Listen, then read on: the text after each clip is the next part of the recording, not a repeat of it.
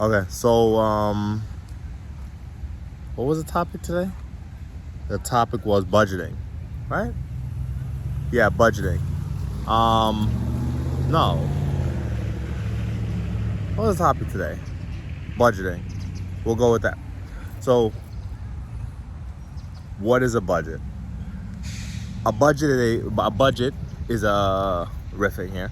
A budget is a financial plan, typically designed by the person that's going to be executing it, in a way such that they can save towards some kind of directed goal, right? So typically people don't just budget just to budget, right? They're budgeting for a reason. We want to save for a trip, we want to save for retirement, we want to save for investments.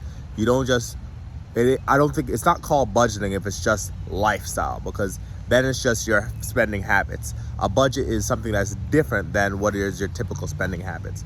And that's important because your spending habits, you do want them to be healthy, right? But we do need to have the ability to implement a budget, which is something that is different, often more stringent than your natural spending habits. And I say all that to say, most people don't like using a budget, right? They feel constricted. They feel like they can't spend the money that they've worked so hard to earn. And the reality of it is, and I'm speaking to my negative net worth people, you can probably look in the wrong camera.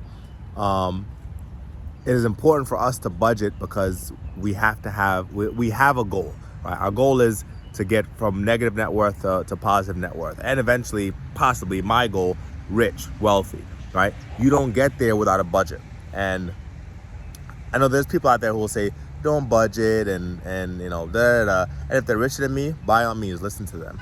But so far, I found it far more liberating mentally because, so here's the thing: a lot of people who are rich are teaching you how to be rich from the point of view of someone who's rich, and the mentality that they had when they weren't rich often escapes them. And I'm telling you right now, from a personal experience of brokenness, right? Like most of you watching this video, you need a budget because there are mental skills, there are mental roadblocks and anchors that we need to alleviate ourselves from, that we cannot do until we get comfortable with money, right? And unless you have a budget, you don't really have money to be comfortable with. Because yeah, you can have credit cards open and you can have $5,000 in the bank and 20 grand in credit card debt and 40 grand in student loan debt, and you got a car note and you got a mortgage. You might have $5,000 in the bank, but it's not your money, right? It's really, you might be able to enjoy it for now, but it's not your money. And that's what I'm coming to realize. It is very few people actually own their money. Now, there are rich people who have hundreds of thousands of dollars in debts, but they have cash flow that if they needed to liquidate their assets to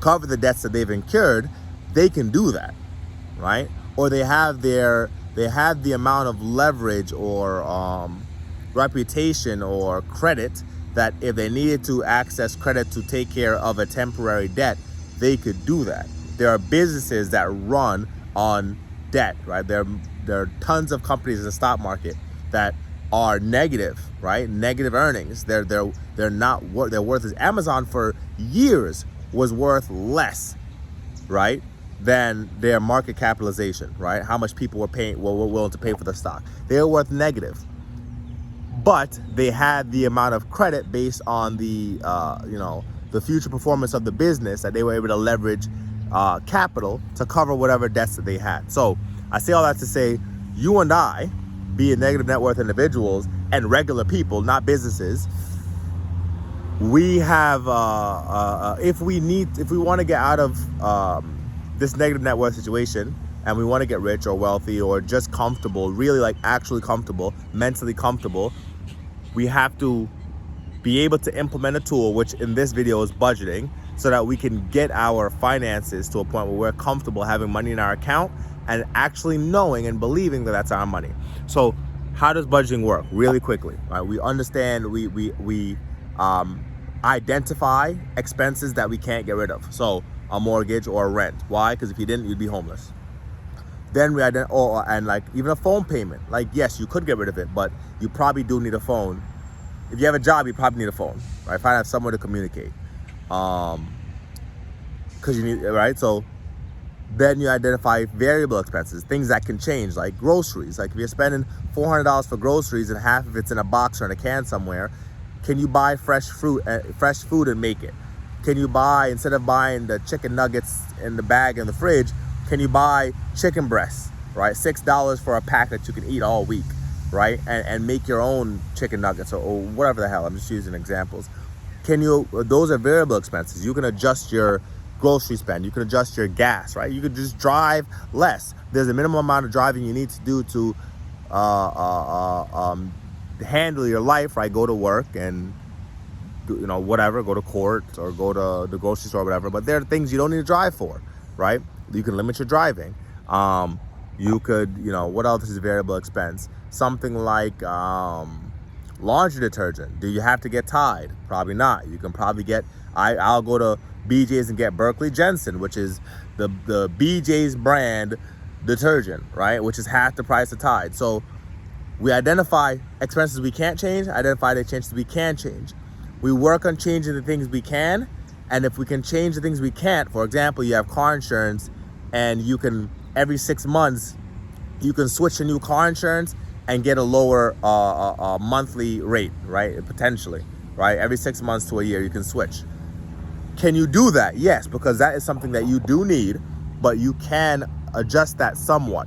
But it's still a variable, it's still a fixed expense because you need car insurance. So we identify those things we can't change. We'll identify how much money we actually make and how much money we could actually make if we were to put in a little extra work. But the money that we actually make now, we do the calculation and we decide we want to live on this amount of money because we need this much money to pay off debt. We need this much money to invest, right? And we have those goals. And then once we've done the math, we take our income, we subtract our fixed expenses and our variable expenses, how much money is left over. From that money, we need to pay ourselves, so we need to save that money. Particularly in the beginning, let's start with saving. So I do want you to at least buy $1 worth of the stock, right? Have a stock and feel what it feels like to own a stock. But I also want you to save, right? And not save because saving is so great, but you need to see money and understand that this could be mine, right? We want to pay off a decent amount of debt that's high leverage. So credit cards got to go, right? That's pretty much, credit cards, if you have a car payment, in my opinion, if your car payment's high, it's got to go. I made a mistake early on in paying my car off before I paid my credit card off. My credit card was 20, my car was 4. But I had a goal. And I felt really good paying it off. So even though the strategy was off, the mental benefit I got from paying it off was I felt great. I felt alleviated. I felt like a weight was off my shoulders. So there's some trade-off there, but high interest gotta go. So we were budgeting to determine how much of our income can we live off of based on our expenses, those that can change and those that can't change. How much money out of that can we use to pay down our debt so we can move towards being positive net worth individuals? And then how much of that income, if there's any left, can we invest? And yes, we want to invest first. You want to pay yourself first. We also need to take care of debt. So if you can pay yourself 10% off the top, Richest Man of Babylon, great book. If you can pay yourself 10% off the top, whatever that is, and you can lower your living expenses, you can push the rest towards debt and work in the next couple months, just pay off debt. So I don't want to go past 10 minutes. We'll do some more budget stuff in the future, but I just wanted to kind of riff on that today.